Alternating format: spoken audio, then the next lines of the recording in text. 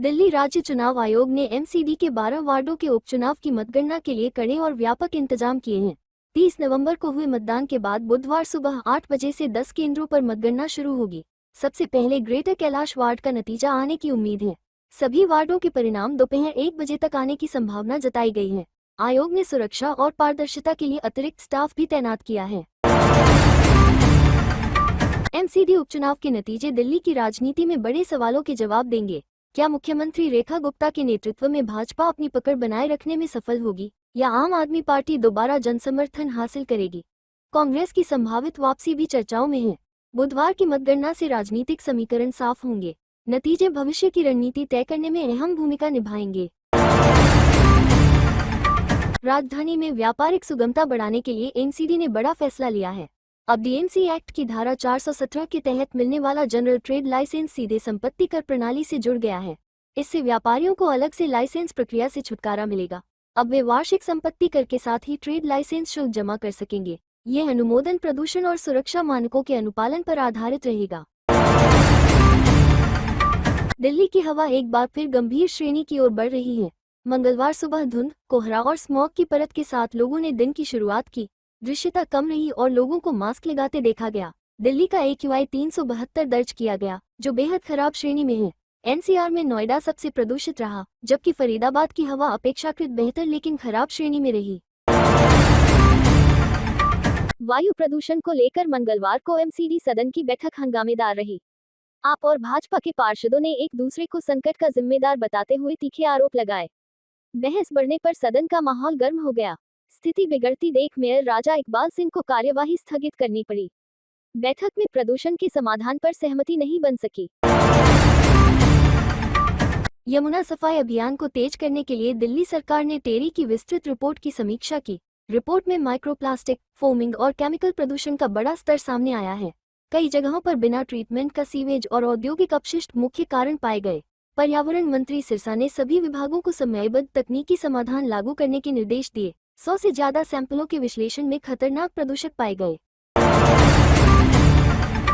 कांग्रेस ने निर्वाचन आयोग और भाजपा पर वोट चोरी का आरोप लगाते हुए 14 दिसंबर को रामलीला मैदान में वोट चोर गद्दी छोड़ महारैली आयोजित करने का निर्णय लिया है। इसके लिए तैयारियां तेज कर दी गई हैं। प्रदेश कांग्रेस अध्यक्ष देवेंद्र यादव ने वरिष्ठ नेताओं और पदाधिकारियों के साथ बैठकों में रणनीति तय की। बैठक में एआईसीसी प्रभारी काजी निजामुद्दीन भी मौजूद रहे। पार्टी इस मुद्दे पर आक्रामक रुख अपनाए हुए है। आम आदमी पार्टी ने केंद्र द्वारा सभी मोबाइल कंपनियों को संचार सारथी ऐप अनिवार्य रूप से इंस्टॉल कराने के आदेश का विरोध किया है। आपने इसे निजता का उल्लंघन और लोकतंत्र पर हमला बताया है। पार्टी का आरोप है कि सरकार जनता की मोबाइल गतिविधियों और डेटा की निगरानी करना चाहती है। आपने इस नोटिफिकेशन को तुरंत वापस लेने की मांग की है। इस मुद्दे पर राजनीतिक बहस तेज हो गई है। दिल्ली में लावारिस कुत्तों की बढ़ती संख्या पर एमसीडी ने बड़ा कदम उठाया है। नसबंदी और टीकाकरण अभियान को तेज करने के लिए 13.50 करोड़ रुपए की स्वीकृति दी गई है। ये राशि 20 एबीसी केंद्रों के संचालन और निगरानी पर खर्च होगी। इन केंद्रों को 20 एनजीओ संचालित कर रहे हैं। अभियान के तेज होने से कुत्तों के झुंड और काटने की घटनाओं में कमी लाने का लक्ष्य है। एमसीडी सदन की बैठक में पार्षदों ने प्रशासन पर सुस्ती और मनमानी के आरोप लगाए। कई पार्षदों ने कहा कि विकास कार्यों के लिए पर्याप्त बजट नहीं मिला। इंद्रप्रस्थ विकास पार्टी के पार्षद दिनेश भारद्वाज ने कहा कि निगम में कोई ठोस काम नहीं हो रहा है। पार्षदों ने शिक्षा समिति को दरकिनार करने का भी आरोप लगाया। सदन में अव्यवस्था को लेकर नाराजगी दिखी। दिल्ली सरकार ने स्कूलों में डिजास्टर रेडी स्कूल्स अभियान का शुभारंभ किया है। पहले चरण में 2082 स्कूलों को शामिल किया गया है। लगभग 16.5 लाख छात्रों और 60,000 शिक्षकों को प्रशिक्षण दिया जाएगा।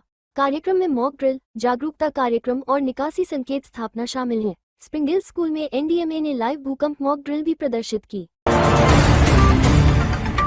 नर्सरी दाखिले में कुछ स्कूलों द्वारा अजीबोगरीब मानक अपनाने का मामला सामने आया है। जिन मानकों पर रोक लगी थी, कुछ स्कूल उन्हें भी लागू कर रहे हैं।